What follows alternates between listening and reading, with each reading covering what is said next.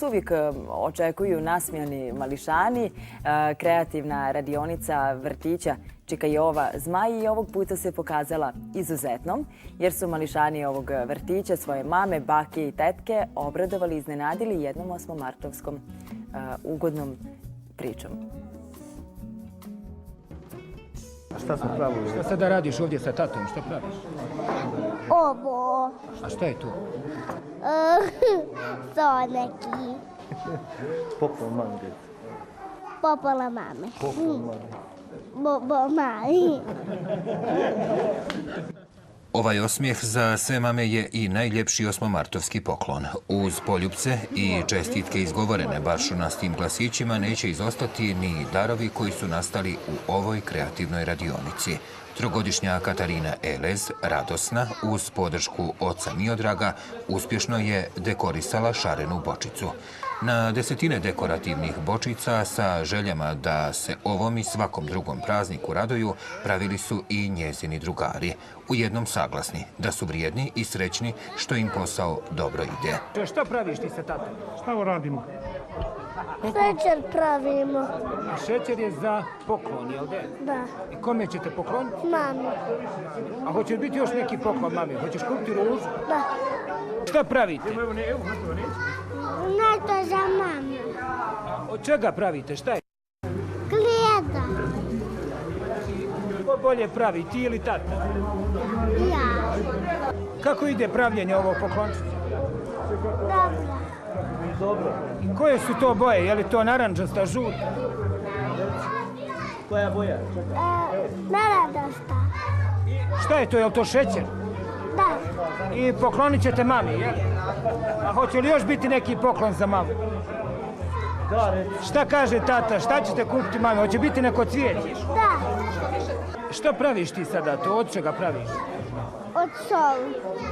Kako ide? Fino. I ko bolje pravi, ti ili tata? Ja. Kao i svi umjetnici, i ovi mališani najprije su sa vaspitačicama pažljivo osmislili tehnike izrade učenjem u vrtiću. Osim što će mamama i bakama uljepšati praznik svojim malim umjetninama nastalim od soli i raznobojnih kreda, primjer su da srećno odrastanje podrazumijeva i kreativno druženje i igru. Uz njih su bili tate i dede, koji su se uvjerili da njihovi najmiliji u ovoj veseloj kući imaju šta da nauče. Pazite, ja sam dijete sa sela koji nije imao priliku da se bavim ovim aktivnostima u školi, a me ovo pomalo vrati ovako u djetinjstvo i neku moju želju da majici poklonim na selu nešto. Ovo su nova vremena, nove vrste poklona, nešto što ova kuća organizuje. Bio sam i prošle godine sa djecom ovdje. Osjećam se ovako lijepo i čovjek se vrati u neko vrijeme unazad, tako da bi volio ponovo biti dijete. Lijepo druženje, da roditelji sa djecom, iako u današnje vrijeme nemaju dovoljno vremena, rade, prije podne su djeca u vrtiću i ovo je jedan vid da se zabavimo i da se s njima što više družimo. Hoće biti još poklone za mamu? Hoće.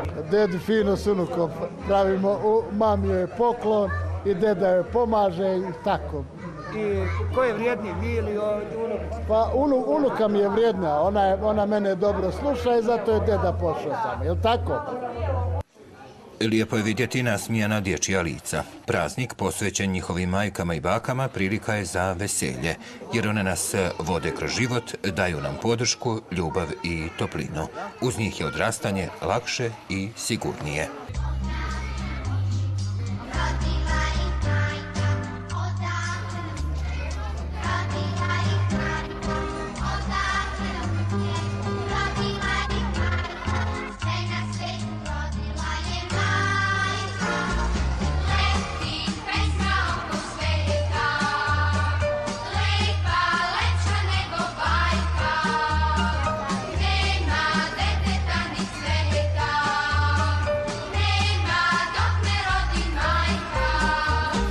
I ova pjesma neka je na dar svim mamama da se raduju sa svojim najmilijima ovog, ali i svakog dana uz osmijehe i poljupce.